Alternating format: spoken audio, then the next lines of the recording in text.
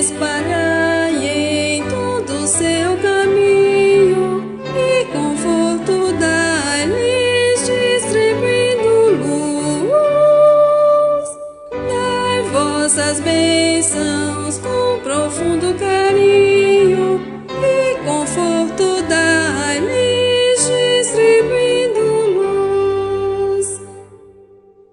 Um pequeno ato pode confortar ao desesperado, dando-lhe valor, e com muito tato vamos abrigar ao viajor cansado, dando-lhe calor.